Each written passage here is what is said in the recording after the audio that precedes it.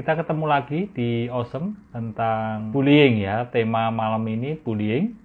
Saya mengajak teman ngobrol, teman belajar malam ini yaitu Mbak Nuran Abdat. Hai, malam Mbak Nuran. Mas Aji. Aku Kedengeran ketawa-ketawa suaraku Mbak. dengerin Mas Aji Iya. ngobrol. Dan hai Ngob. Paguyuban Pawiwu Family. Mbak Apa apa kabar? kabar Mbak? Baik, Alhamdulillah. Barengan ya. Kabar saya juga baik Mbak. Alhamdulillah. Iya. Nah, tema obrolan kali ini kan soal bullying, Mbak. Apakah klien selama ini ada yang mengalami bullying atau bahkan malah cukup sering gitu mendapatkan klien terkait bullying? Banyak, Mas. Banyak banget yang latar belakangnya terhubung dengan kasus-kasus bullying. Entah itu bullyingnya dari keluarga, terutama dari peer group gitu ya, pertemanan. Ataupun juga di area kerja. Banyak sekali nih. Belakangan ini justru yang lebih banyak saya lihat ke bullyingnya di ranah pekerjaan. Jadi di antara orang yang jabatannya lebih tinggi ataupun yang rekan kerja. Itu banyak banget sih. Iya. Nah, bullying itu sendiri sebenarnya gimana sih Mbak batasannya? Kan mungkin juga ada yang merasa bahwa loh aku kan nggak membuli gitu, aku cuma bercanda, aku hanya melakukan sebuah hal yang lumrah gitu, hal yang wajar gitu. Ya seperti mencairkan suasana atau hanya mengikuti aturannya memang sejak sekian tahun yang lalu ini semacam tradisi bahwa ya harus seperti itu gitu yang dilakukan gitu. Nah, sedangkan kalau secara psikologi by definition what is bullying? Jadi sebenarnya kalau kita lihat secara bullying itu apa, Mas?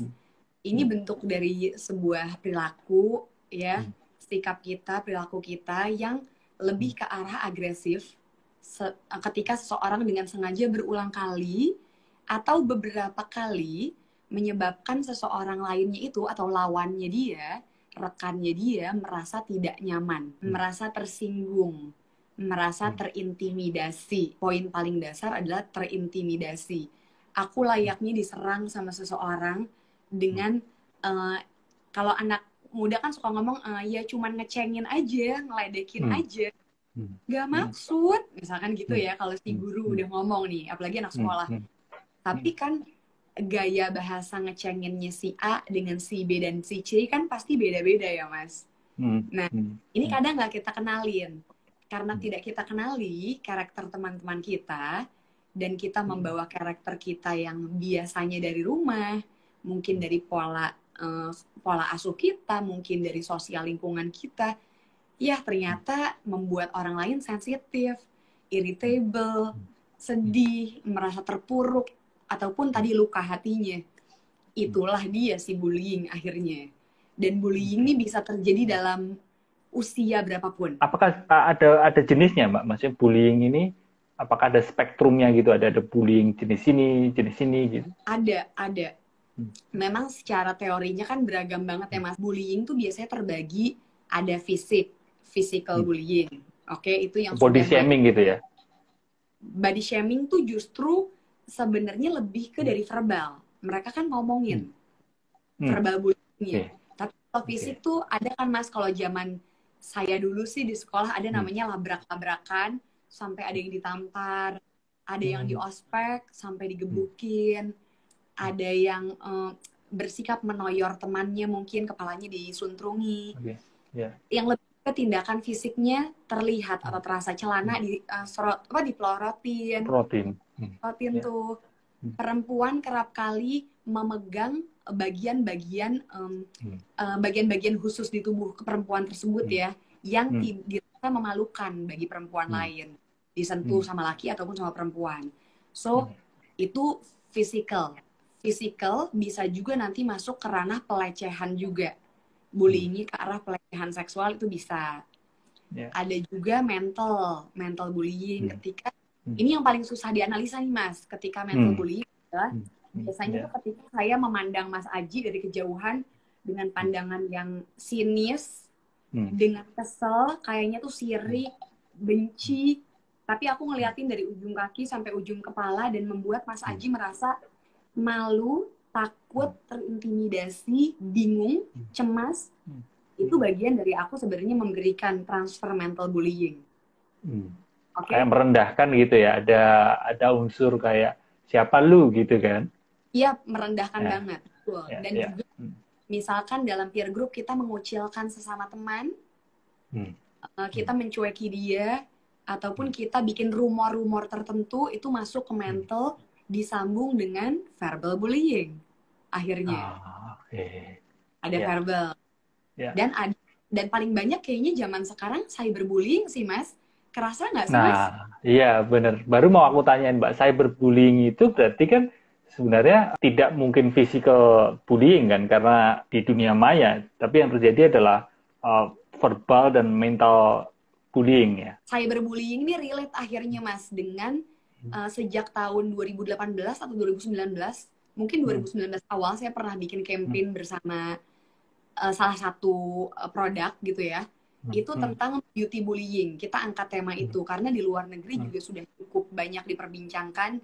Di hmm, Indonesia tentunya juga butuh untuk mengangkat itu. hmm, Saya rasa itu bentuk kerjasama mereka. Itu beauty bullying. Bagaimana hmm, seorang antar perempuan ataupun antar laki-laki atau lawan hmm, perempuan dan hmm, laki-laki, mereka melakukan intimidasi tentang ranah kecantikan.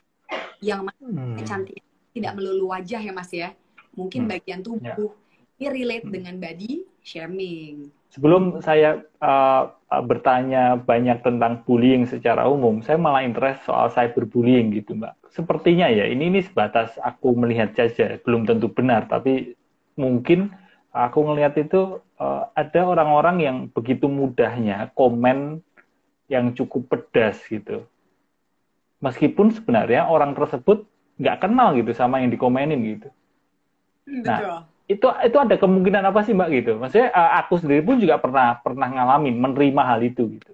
Dan Ya. aku bersyukur sih, maksudnya aku bersyukur sampai sekarang sih, seingatku aku menahan diri untuk tidak komen ke orang yang tidak aku kenal, apalagi Mhm. dengan kata-kata yang nggak semestinya gitu. Kemungkinan yang termudah adalah Hmm. ketika tadi kalau kita contoh cyberbullying dulu ya, Mas, Hmm. kita kan bisa apa ya? Kita bisa menutupi diri kita yang asli ini lewat Hmm. sosial media yang sulit untuk Hmm. dijamah, untuk dilihat, Hmm. diketahui. Oke? Jadi aku Ya. bisa ngomong apa aja bebas, kesannya tanpa Hmm. berpikir, karena Mas Aji nggak akan tahu aku ini siapa kecuali Hmm. mungkin bawa agen-agen tertentu lah, barangkali itu Hmm. kan Hmm. akhirnya kawan ya. Basicnya adalah orang tersebut atau individu tersebut tentunya memiliki kecenderungan untuk punya pola pikir yang negatif. Dasarnya sudah ada.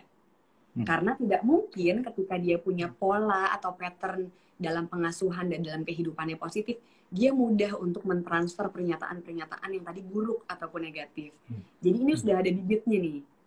Hmm. Dari situ mungkin ada perasaan juga, Mas, ke arah jiwa kompetitifnya, Hmm. melihat kebanggaan akan orang lain itu dijadikan apa ya, dijadikan ruang untuk dia melihat karena pola pikiran negatif, uh, lo tuh pasti ada kurangnya, cuman bisa ngomong aja, Hmm. pasti kenyataannya nggak kayak gitu kan, kamu Hmm. cuman ngomong di balik layar. Oke. Hmm. Di sisi lain kalau Mas lihat dia orang yang seperti apa, para pembuli ini, mereka tuh basically insecure loh, Mas. Mostly ya, yang saya pun pernah temukan dari beberapa kasus, mereka justru tuh nggak punya power, tapi berusaha untuk mengcover dirinya mereka, terlihat dominan, terlihat super powerful. Padahal enggak. Padahal kesian banget. Aku bayanginnya kayak karet gitu. Jadi karet yang karena ketarik begitu keras ke satu sisi gitu, Mhm. maka ketika itu dilepas dia akan punya daya untuk jepretnya itu begitu keras di sisi sebaliknya gitu. Dan orang membuli kan begitu keras dia membuli, begitu keras dia bersikap seperti itu. Jadi ada kemungkinan sebenarnya dia mengcover rasa insecure yang begitu besar mungkin ya. Betul. Dan banyak dari mereka merasakan ada lack of affection. Mereka nggak mendapati afeksi dengan secukupnya pada tahap perkembangan mereka. Kerap kali mereka mendapat rejection loh, Mas. Mendapat banyak penolakan yang membuat mereka mengcover dirinya mereka terlihat kuat. Padahal mereka butuh sekali kasih, sayang, cinta yang belum didapatkan. Atau mungkin mereka tolak juga karena dulunya nggak mendapatkan. Jadi mereka nggak kenal Oke. pemahaman cinta seperti apa. Kalau yang kita rasa mungkin sekarang ini bullying itu, apalagi di ranah cyber ya, cyberbullying itu sudah jadi semacam budaya gitu, semacam hal yang biasa gitu. Kenapa ya Mbak ya? Kok saat ini kok kelihatannya berkesan jadi ya gitu, kayak biasa saja gitu. Mungkin di zaman dulu itu kan hal yang cukup gitu. Kenapa ya Mbak?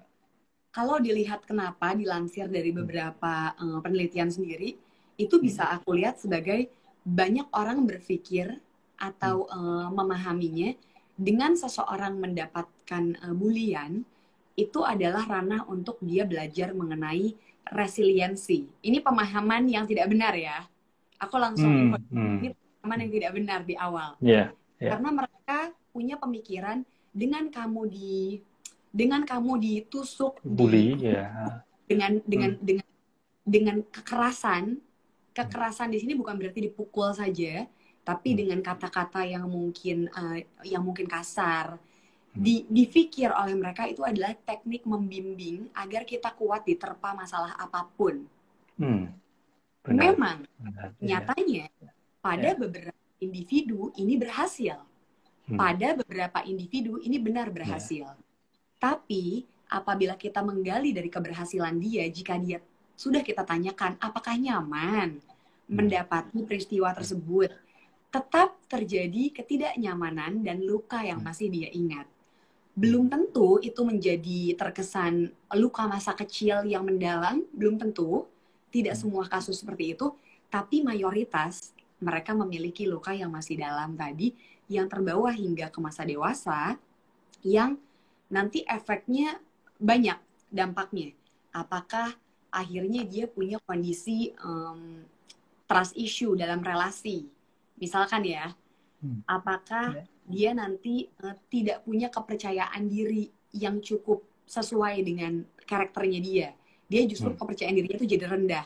Mungkin dalam bisnis X dia berhasil, dia bisa jadi kesannya pemimpin, padahal dia kepercayaan dirinya rendah sekali. Karena apa? Karena kasus-kasus di masa sebelumnya tadi, dalam pola pengasuhan ataupun pertemanannya. Jadi, budaya ini sejujurnya kita tumbuhkan sendiri dengan pemaknaan kita sendiri, bahwa it's normal to have competition like this. Misalkan gitu. Padahal it's not normal.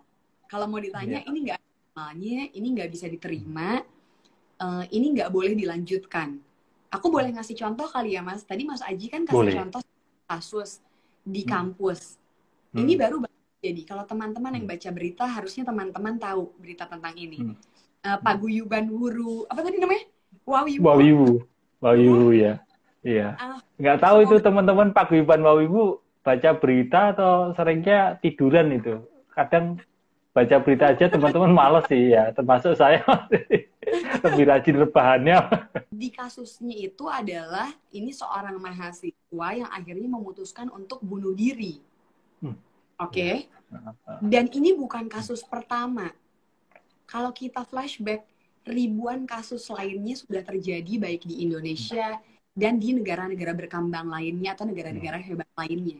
Utamanya saya banyak baca tentang penelitian di Amerika selain di Indonesia. Banyak sekali yang berujung mereka memilih untuk menyudahi hidup. Oke? Karena apa?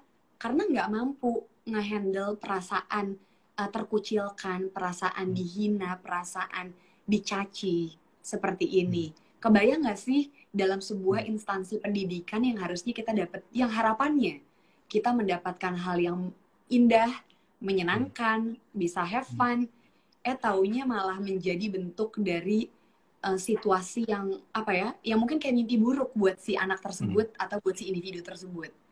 Dan percaya atau enggak, 85% dari kita menurut penelitian itu sudah pernah merasakan dibully. Oh gitu, banyak juga ya, 85% loh ya. Di UK dan di Amerika, penelitian ini yang paling besarnya. Di Inggris dan di Amerika. 2 penelitian terbesar ini pernah merasakan dibully. Walaupun jenis bulinya beragam banget ya Mas ya. Kayaknya tuh kita sudah hidup bersama peristiwa bully dimanapun. Iya. Jadi bully itu menjadi budaya tadi ya, terkesan ya seolah jadi budaya. Dan poin penting dari Mbak Nuran adalah aku jadi belajar bahwa pola pikir mengenai dengan mencaci maki, dengan membuli, maka itu akan membuat orang lebih tangguh, itu adalah pola pikir yang keliru gitu ya. Aduh, Pola enggak. pikir yang perlu kita tanggalkan, perlu kita ubah gitu. Meskipun pola pikir itu aku rasa cukup mengakar kuat di diri kita ya, karena bahkan di parenting ya, di pola pendidikan, education pun juga mungkin masih masih punya pemahaman seperti itu gitu kan. Um, Betul. atau bahkan kalau kita lihat di film gitu, semacam ada sisi heroiknya gitu ketika uh, lakonnya seseorang ini terpuruk jatuh lalu dia bisa terus mencapai karir yang begitu cemerlang di kelak kemudian hari atau menjadi superhero gitu, tapi di kehidupan nyata ternyata seperti yang dikatakan Mbak Nuran bahwa iya, mungkin bisa sukses, bisa berkarir cukup tinggi, bahkan bukan hanya cukup tinggi, tapi berkarir sangat sukses. Tapi di situ ada rasa capek gitu, ada rasa lelah karena mungkin tenaganya adalah tenaga kemarahan untuk membalas dendam waktu dulu dibully gitu ya Mbak ya, kurang lebih ya. Banyak banyak banget Ya, yang itu ini paling banyak iya, adalah ya. ingin menunjukkan powernya dia ketika dia dulu powerless, ketika dia nggak bisa membela diri, dan mereka kerap kali pernyataannya sama, suatu hari aku akan tunjukkan siapa aku akan perlihatkan betapa hebatnya aku pada orang yang mencaciku, menghinaku, atau betapa keren aku. Sebenarnya kan itu niat ataupun membuka jalan yang kurang tepat. Karena dengan sebuah pembalasan, akhirnya nanti Ya. kita hanya ingin mencari bentuk validasi dari orang lain. Kita bukan menikmati perjalanan kita. Ya. Sedangkan Ya. hidup yang dicari kan sebenarnya kenikmatan ya, Ya. Ya. kenyamanan. Ya, validasi itu kata kunci yang perlu kita garis bawahi bersama-sama teman-teman. Kadang mungkin kita capek karena kita terus mencari validasi. Dan mungkin ini pertanyaan renungan di tengah obrolan ini buat kita semua adalah selama ini kita menjalani hidup, bangun pagi, pontang-panting ke sana kemari, begadang, bahkan berhari-hari nggak tidur, itu bahan bakarnya sebenarnya apa sih gitu. Jangan-jangan bahan bakarnya adalah kemarahan gitu, sehingga itu yang mungkin bikin kita capek. Nah, kalau tadi yang disampaikan Mbak Nuran, dampak bullying kepada korban. Adakah dampak bullying itu terhadap pelaku atau mungkin dampak bullying terhadap orang-orang di sekitar gitu? Mungkin saksi atau mungkin temannya pelaku atau mungkin temannya korban. Mungkin kalau kepada pelaku sendiri, kita lebih melihatnya bukan dampak, tapi mengapa kali ya Mas ya. Karena Oke, kalau boleh. Ya. kalau dampak tuh dia akan mendapati kepuasan tentunya. Apa sih yang dia dapatkan? Kepuasan yang semu. Perbedaannya adalah kepuasan yang semu. Banyak dari mereka justru mereka adalah korban yang mengalami peristiwa traumatis. Mereka menjadi penonton karena dalam ruang lingkup ini diskusi kita ada 3. Pelaku, korban, dan penonton. Ada 3 ya. Kita titik. Ketiganya memiliki memiliki dampak tersendiri, memiliki alasan tersendiri hadir di sana. Tidak mungkin ada korban kalau dia juga tidak punya alasan kenapa dia begitu mudahnya menerima bulian dari si pelaku tadi itu juga. So, kenapa pelaku melakukan bully selain tadi mengalami peristiwa traumatis atau punya pola dalam kehidupan sebelumnya di dalam kehidupan sebelumnya seperti itu? Bisa juga ini adalah bagian dari kontrol diri yang rendah. Dan sebenarnya sih, kenapa orang itu membuli, dia penuh dengan kecemasan, dia penuh dengan kekhawatiran akan kekurangannya dia takut akan kesuksesan orang lain. Ada rasa iri berarti di situ ya? Dia takut kalau dia nggak divalidasi, nggak mendapatkan perhatian orang-orang lain, karena dia haus akan validasi kan biasanya. Ingin diterima. So, sedihnya itu sih. Jadi ada 3 tadi ya, pelaku, korban, sama saksi ya, atau orang yang di sekitar kejadian itu. Dan sepertinya itu berkesinambungan ya Mbak, karena korban kemungkinan besar, korban akan terus menjadi besar kemungkinan menjadi pelaku, dan terus begitu kan, jadi kayak warisan yang tidak, rantai yang tidak putus gitu. Iya, Kalau nggak dia melanjutkan rantainya tadi, pilihannya adalah dia stuck, Mas. Dia stuck, dia tidak berkembang sewajarnya, yang mana mungkin kalau buat anak remaja, dia jadi demotivasi sama melanjutkan pendidikannya ke sekolah. Dia sulit mengungkapkan hingga agresivitasnya meningkat. Mungkin dia jadi banyak semacam tantrum di rumah. Dia tidak dapat mengolah dan mengelola emosi. Dia marah, dia kesel, orang tua nggak ngerti. Semua orang nggak ada yang paham tentang kondisiku. Karena dia nggak berusaha untuk speak up. Kemungkinan besar dia juga takut. Akhirnya penyakitnya apa sih yang muncul atau kondisi-kondisi mentalnya? Ya dia penuh dengan kecemasan, ketakutan. Yang paling sedih, para korban ini sih lebih ke arah akhirnya, misalkan dia sering dibullying tentang kecantikan ya Mas, misalkan. Atau body shaming. Masa cewek badannya kayak ember, gede banget, misalkan. Ini sedih banget dan ini real terjadi. Masa jelek banget ketiaknya, hitam, pasti bau. Atau misalkan dia pakai baju celana pendek, mending cantik, mending pahanya kecil, pahanya gede kayak ayam KFC, misalkan. Padahal ayam KFC kan enak ya. Tapi aku sering banget mendengar mereka ngomongin ayam KFC itu kenapa. Aku suka terdistract kenyataan orang-orang. Akhirnya, si korban ini, aku minta maaf ya teman-teman, kita ngobrol kayak gini nggak maksud meng-ACC bullying dengan ketawa ya. Aku nggak bermaksud. So, banyak dari teman-teman para korban, mereka akhirnya self-blaming. Mereka merasa pernyataan dari si pelaku atau peer groupnya tadi yang tidak tepat itu, oh pas ngaca, bener ya, aku kulitnya yang ini agak hitam, yang ini kayak panuan, katanya aku kayak orang panu.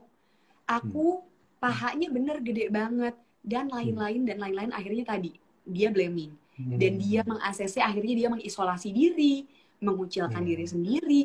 Paling banyak kasusnya, mereka self-harm, ke seluruh bagian tubuh, menyakiti, karena mereka merasa inilah cara yang tepat. Tidak ada satupun yang memahamiku, kecuali aku menyudahinya atau mengeluarkannya, menikmati dengan mencabik-cabik tadi diriku sendiri atau menyakiti. Itu kan kayak buat dia rilis. Padahal itu rilis yang tepat ya.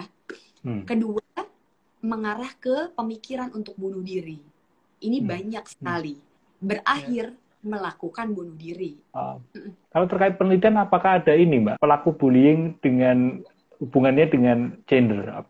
Apakah gender tertentu itu lebih tinggi bullyingnya gitu? Kalau untuk keseluruhan kondisi kasus bullying tidak tertulis mana yang lebih tinggi. Tapi untuk salah satu yang berhubungan dengan tadi beauty bullying yang saya cukup dalami, itu lebih banyak terjadi pada gender perempuan terhadap perempuan. Mayoritas sesama perempuan yang saling menjatuhkan perempuan lainnya. Itu yang terjadi. Itu kenapa terjadi, Mas? Karena ternyata sesama perempuan ini, mereka itu punya kecenderungan untuk punya rasa perempuan lain itu lebih dari mereka. Perempuan lain itu punya kecenderungan, punya kelebihan, punya kekuatan yang dijadikan sama mereka sebagai pembanding, bikin mereka menumbuhkan rasa kompetisi antar perempuan. Si perempuan ini kan, kita kan perempuan dan laki-laki punya ruang untuk ingin menunjukkan agresinya ya Mas ya. Agresi kan tidak berarti agresivitas yang tinggi. Itu kan berbeda. Kita butuh ruang untuk mengeluarkan tadi. Kita ingin berdiskusi, kita ingin membicarakan tentang kekurangan kelebihan kita, ataupun teman-teman kita, tapi dengan cara yang sehat. Mungkin kita pengen diskusi, kenapa ya Mas Aji itu kalau bicara begitu menenangkan, ini kan bukan gosip ya, ini kita mencari latar belakang kenapa, oh ternyata dia sekolah ini, oh dia ternyata sering membaca buku seperti ini namanya bukan ngomongin secara negatif, tapi secara positif. Perempuan kerap kali tidak diberikan ruang, karena dianggap itu hal yang nggak penting. Hingga, atau dianggap itu bukan ruangnya mereka, tapi lebih ke para cowok. Hingga, lambat laun, pemahaman tentang ini, mungkin didobrak, atau diaplikasikannya oleh para perempuan, ketika aku nggak punya ruang untuk mengeluarkan agresiku, maka aku berkompetisinya dengan cara sinisme, dengan cara di hati aku tekan bahwa kenapa sih Nuran orangnya gini, kenapa sih Mas Aji orangnya gini, terus diomongin sama teman-teman, bikin rumor. Itu kan kita karena nggak punya media yang tepat. Jadi itu bibit-bibitnya sih Mas, hingga di penelitian sendiri dikatakan tentang di Ottawa University dibilang kalau sesama perempuan itu memang yang paling banyak punya permasalahan dan kerap kali membicarakan satu dengan yang lainnya, merasa selalu kurang antar perempuan. Dan ini yang harus kita latih untuk ubah sih bareng-bareng. Dan aku baru tahu ternyata itu root cause-nya juga patriarki ya, budaya patriarki itu sangat mempengaruhi ya. Ya, aku baru nggak juga, ternyata relate juga ya, ada korelasinya gitu. Bullying ini terkait dengan karir gitu Mbak. Maksudnya dulu itu aku mendengar kata bullying sehari-hari, aku mempelajari dulu itu bullying itu terjadi di sekolah gitu, kayak antar remaja gitu. Tapi sekarang ini kelihatannya bullying itu bukan hanya didominasi oleh remaja gitu, tapi terjadi juga di dewasa kan ya, Mbak Nuran ya, seperti yang diceritakan tadi. Mungkin ada cerita kasus terkait bullying di kantor kah, atau tempat kerja, atau relasi pertemanan gitu? Oh banyak Mas, sangat banyak. Mungkin kalau di kantor kita bisa contohkan ketika beberapa rekan kerja ataupun mungkin atasan ketika beliau ingin menginformasikan hasil kerja yang kurang dari partner kerjanya ataupun bawahannya, kerap kali mereka menginformasikannya dengan bahasa-bahasa yang mengintimidasi, yang sangat menghina dan membuat kepercayaan diri dari pegawainya tadi justru mempertanyakan keberhargaan dirinya, mempertanyakan kemampuannya, seperti caranya, misalkan dia salah ngerjain sesuatu hal.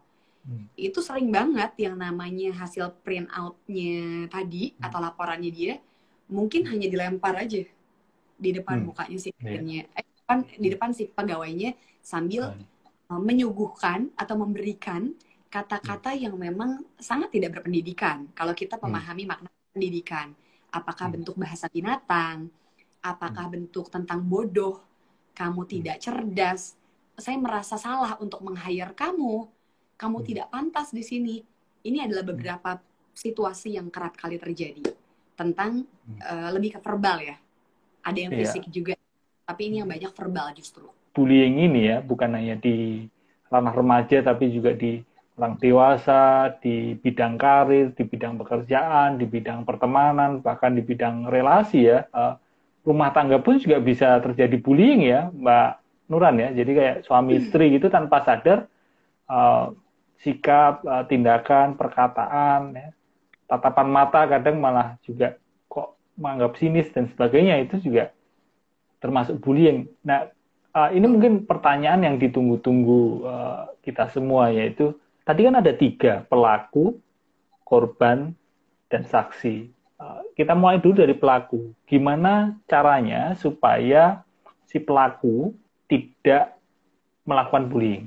Bagaimana kali ya caranya agar kita juga nggak jadi pelaku bullying? Itu boleh nggak termasuk? Ya, benar. Termasuk. Kelihatannya gampang tapi paling susah.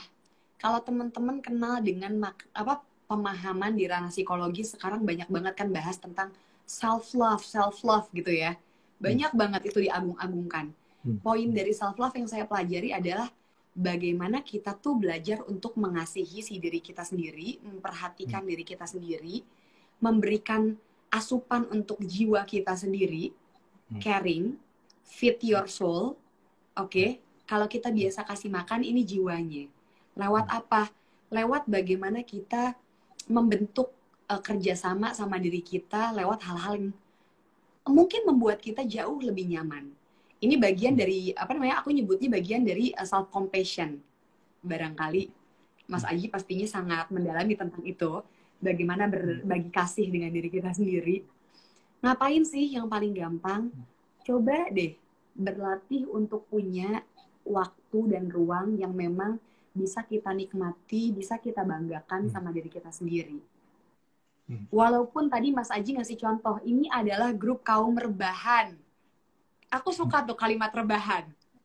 Kalau rebahan itu adalah bagian dari kamu feed your soul, dengan kapasitas yang mencukupkan, yang tidak mengganggu ruang kerjamu, ataupun tidak membuat kamu tidak bertanggung jawab, silahkan rebahan dengan kapasitas yang tepat. Kalau sukanya rebahan. Kalau sukanya adalah main game, berikan waktumu untuk bermain game dengan kapasitas yang cukup, disiplin juga. Kalau kamu suka untuk melihat ruang yang hijau-hijau, yang adem, bikin hati nyaman, coba berikan waktu dalam satu hari, berkeliling mungkin di area-area tertentu di tempat kantormu, yang membuat kamu bisa melihat ruang kehijauan tadi itu, atau bikin taman di rumah. Kan pandemi banyak yang suka berkebun ya. Bikin. Saya belum berhasil. Jadi teman-teman yuk, ayo, saya penasaran, saya juga mau. Berkebun di dalam rumah ya. Ya, nah itu tadi juga ternyata termasuk ini ya, termasuk sebagai cara untuk mengurangi kemungkinan kita untuk jadi pelaku. Nah, kalau kita sudah menjadi korban, Mbak, korban bullying, ini juga termasuk juga gimana caranya menambah imunitas batin kita gitu, biar nggak rentan terhadap bullying. Latihan. Kalau di psikologi tuh ada yang namanya ranah untuk kita mengembangkan resiliensi diri kita. Kita berlatih untuk menginformasikan sama diri kita sendiri, entah itu bicara, self-talk, dan juga menulis, ditulisin gitu ya. Bikin deh. Tiga kuadran gitu, 3 buletan ya. Iya, mungkin aku akan coba gini. Ini yang pertama. Aku tuh, I am apa? Informasikan tentang dirimu. Aku memiliki apa sih? I have apa yang aku punya? I can do apa? Ini bagian dari afirmasi positifnya kita. Yang kita akan lakukan sama diri kita, by the way. Untuk caranya sih kalau aku tekniknya nulis ya. Kalau misalkan nggak mampu untuk berself-talk ria setiap hari, learning untuk menuliskan, melatih, punya pelatihan menginformasikan diri sendiri. Aku tuh orang yang seperti apa sih sejujurnya di mataku, sebelum kita akhirnya jadi self-blaming dengan pernyataan orang-orang. Harapannya adalah ketika pertama, dari sebelum dapetin bullying, harapannya kita udah berlatih ini. Tapi kalau kita sudah baru latihannya ketika sudah menjadi korban, nggak apa-apa, tetap tulis. Ada nggak sih satu hal aja yang aku temuin tentang kekuatanku, kehebatanku? Aku tuh seperti apa? I am a nice person, misalkan. Karena nice-nya lewat kata-kataku yang selalu membangun, dan aku pun berusaha untuk melakukan apa yang aku katakan. Misalkan, I have a capability to do something to others. Aku tuh suka membantu orang barangkali, atau memberikan waktuku untuk orang lain. I can do the best thing for myself. Contohnya, I can do that 15 minutes setiap hari untuk melakukan kebaikan-kebaikan tadi, baik untuk orang lain ataupun buat diriku sendiri. Contoh kebaikan buat diri sendiri itu tadi adalah self-care. Itu kan bagian dari self-compassion juga. Lewat itu, yang aku lihat adalah kita berlatih untuk berempati sama diri kita sendiri, sama orang lain. Biar nanti kalau kita jadi penonton yang tadi itu yang orang ketiga. Yang ketiga. Kita jadi punya kapasitas untuk bersikap, apa yang harus kulakukan ya? Oh, aku harus melerai mereka, misalnya. Atau ketika aku tidak mampu melerai, aku akan menghampiri sang korban setelah itu untuk memberikan pelukan atau kehangatan bahwa kamu tidak sendiri. Yuk kita speak up yuk. Yuk kita laporkan, atau dia memang orangnya seperti itu. Coba jangan terlalu didengarkan. Yuk kita mungkin temani dia, mungkin ajak dia diskusi, dan lain-lain. So, jangan agar dia tidak terfokus dengan satu keburukan yang diinformasikan sama si pelaku aja. Dan latihan deh. Untuk korban, latihan korban ataupun calon-calon korban. Kita ini kan calon-calon korban ya, kalau yang belum pernah dibully. Misalkan, latihan untuk berkata tidak. Berlatih. Kalau mau, bilang iya. Kalau nggak mau, bilang enggak. Nggak pakai nggak enak. Jangan hidup dengan budaya nggak enakan. Karena akhirnya kamu yang sakit sendiri, kamu yang merasa seumur hidupmu tidak enak. Itu susah banget loh. Apalagi buat kita, orang budaya timur. Oh, susah banget. Itu susah banget. Karena kalau kayak gitu kita jadi nggak respect kan, Mas. Kita akhirnya nggak respect sama diri kita. nggak bisa Iya, respect sama iya, orang. Latihan menanamkan menghargai sih. iya, iya. Dan tadi udah tiga komponen atau tiga bagian apa yang Yang sebaiknya dilakukan oleh pelaku ya supaya kita mungkin tidak jadi pelaku seperti apa. Terus yang kedua kalau kita sebagai korban kita mesti gimana dan sebagai saksi ya sebagai penontonnya kita mesti gimana.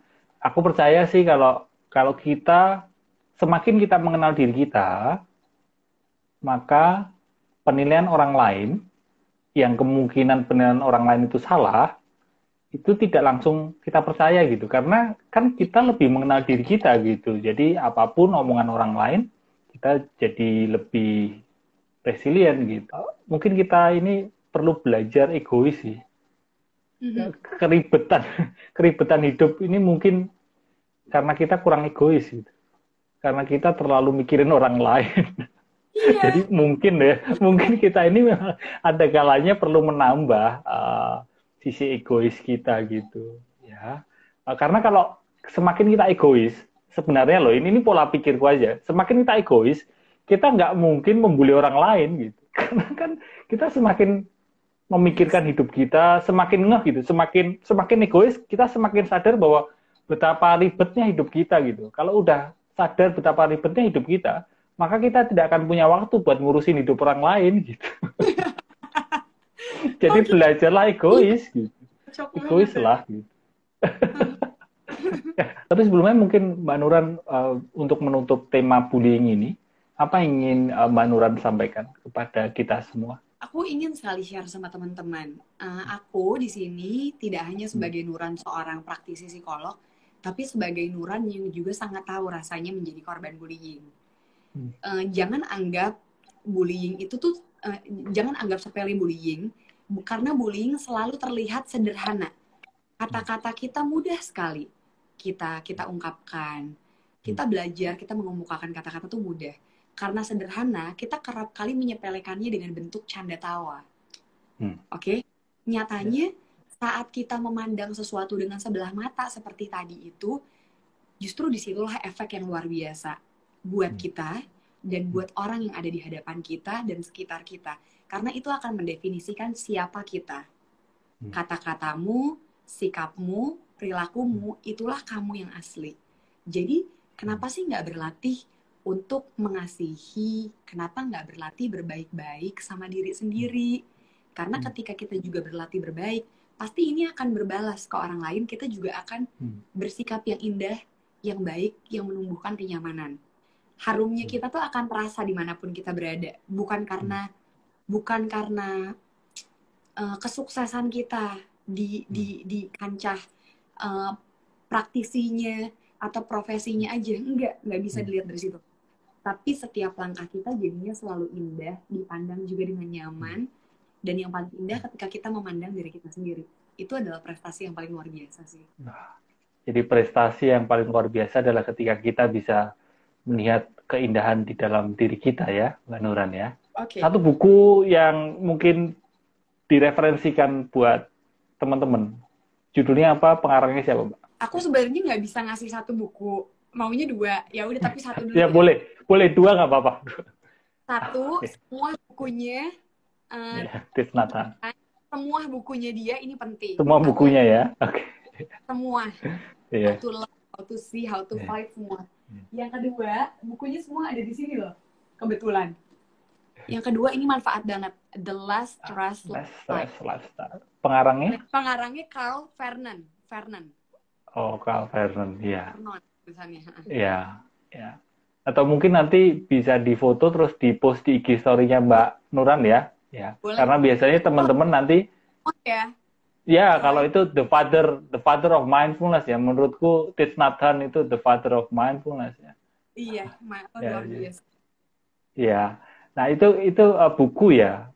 Nanti di-post di IG story karena teman-teman nanti kemungkinan akan follow Mbak Nuran dan ngeliat IG story dan mereka akan bertanya bukunya apa gitu biasanya. Nah, kalau film Mbak? Karena aku baru banget nonton yang aku share ke Mas Aji tuh, It's Okay Not to Be Okay. Ingat nggak sih aku? Udah kelar kan itu ya, drama Korea udah kelar kan? Itu drama ya, sorry itu bakalan lama. Belum tentu semua orang suka drama sih. Tapi sejujurnya It's okay, nggak apa-apa. itu adalah satu drama. Mungkin aku kelihatannya happening, tapi kalau ditonton dan suka drama Korea, itu satu poin dalam 16 episode ada banyak cerita yang kita bisa belajar bagaimana kita harus sebaiknya bersikap sebagai orang tua, sebagai anak, melihat situasi bahwa jadi orang tua tuh nggak akan pernah sempurna dan jadi anak tidak akan pernah sempurna. Cara kita belajar sampai memaafkan dan memahami trauma. Banyak banget deh Mas itu ilmunya kalau di drama itu, by the way. Jadi aku nggak bisa jelasin. Kalau satu lagi, lagu. Oh, siapa lagi Mas? Favoritku? Kunto Aji lah. Kunto Aji. Kalau ini ya, apa namanya, Indonesia ya. Kunto Aji di judulnya apa? Yang mana? Aku suka semua, tapi kayaknya yang paling aku benar-benar suka itu Pilu Membiru. Pilu Membiru. Tapi aku mau info bahwa apa tuh mantra-mantra experience kalian itu luar biasa indah sekali. Jadi, oh iya? Aku mau terima kasih. Itu project yang konsernya itu project yang sangat spontan sekali, ya.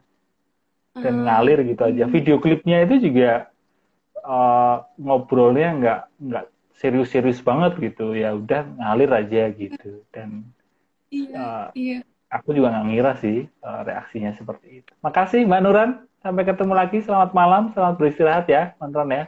Bye. Pak Guyuban. Thank you. Oh ya, Mbak Wibu, Pak Guyuban, Mbak Wibu. Hai. Terima kasih. Terima kasih teman-teman sudah belajar bareng terkait bullying. Terima kasih teman-teman. Selamat beristirahat. Semoga kita semua bisa menerima kenyataan seapa adanya. Sampai ketemu. Bye.